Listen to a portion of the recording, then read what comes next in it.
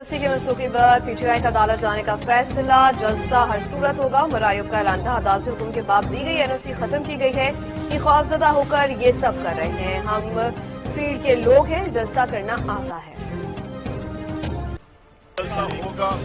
बाबर सत्तार साहब की अदालत में बड़े बाबर सत्तार साहब ने, जस्टिस साहब ने इजाजत दी और इस्लामाबाद इस्लामिया का ये मैनिफेस्टेड इंटेंट है।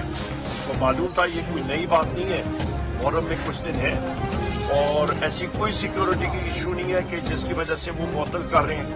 मसला सारा ये है कि फॉर्म 47 वाली हुकूमत शहबाज शरीफ हो गई या मरियम नवाज हो गई या बलूचिस्तान का सीएम हो गया या आपका सिंध का, ये खुद तो जलसा कर नहीं सकते, अवाम में जा नहीं सकते। तो जो पार्टी अवाम में मकबूल है तो उनका रास्ता ये रोक रहे हैं। पीटीआई ने वज़ीर आज़म की तलब करदा एपीसी में शिरकत का फैसला कर लिया। बानी पीटीआई ने पार्टी रहनुमाओं को हिदायत जारी कर दी है। जियालत ने मीडिया से गैर रस्मी गुफ्तगू में कहा था कि ये कौमी मफाद का मामला है, मुल्क के खातिर एपीसी में शरीक होंगे।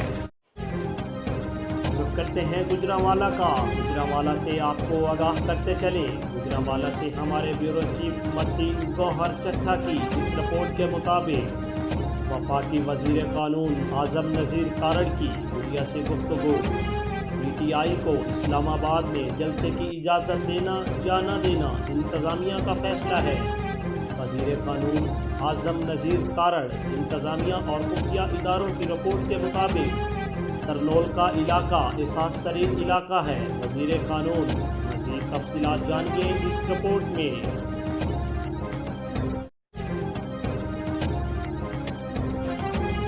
अब ये मखसूस नशिस्तों का जो चल रहा है, ये ज़ाहिर है अवाम भी देख रहे हैं, इसमें आपका क्या है?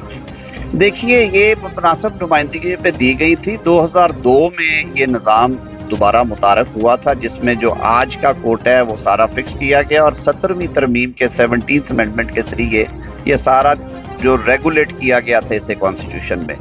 जो असेंबली इस सारे निज़ाम को बनाने वाली थी 2002 की असेंबली, वो लीगली बहुत इंपॉर्टेंट असेंबली थी, क्योंकि वो लॉ मेकर्स थे जिन्होंने ये सारा मैकेनिज्म बनाया था कि सीट्स कैसे जानी है, तकसीम कैसे होनी है, किस पार्टी को क्या। पहले दिन से आइन में भी ये है और उसके ताबे जो कानून बना सेक्शन 104 और जो रूल्स बने रूल 90, 91, 92, सारों में एक ही तरीका कार वज़ा किया गया है कि जो इंडिपेंडेंट्स हैं उन्हें एक्सक्लूड करके जो बाकी पार्लिमानी पार्टियां असेंबली के अंदर होती हैं उस रोज़ जिस रोज़ ये नोटिफिकेशन होते हैं उनमें ये तकसीम की जाती हैं उनकी उस लिस्ट के मुताबिक जो उन्होंने इंतखाबात से पहले बमा नॉमिनेशन पेपर्स के दी होती है। और अगर किसी की सीटें पूरी हो जाएं तो उसको बाद में नॉमिनेशंस देने का इख्तियार है, ये भी आइन में लिखा है।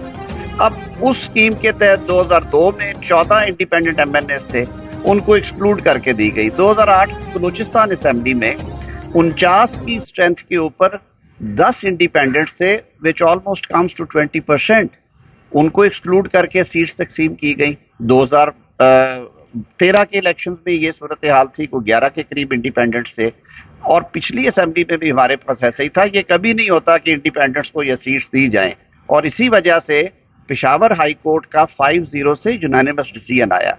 मेरे ख्याल में आईनी और कानूनी लिहाज से ये बड़ा अच्छा केस है, इसमें कोई पॉलिटिकल कंसिडरेशन ना हो। अनफॉर्चुनेटली हमारे जुडिशल डिसीजंस में वो भी होती है।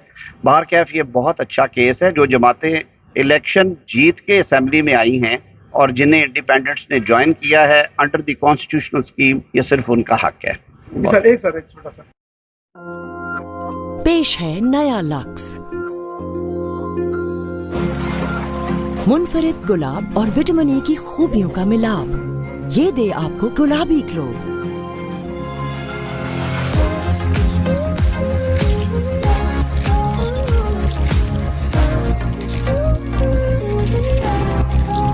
ऐसा गुलाबी ग्लो जो रोशन करे सबको।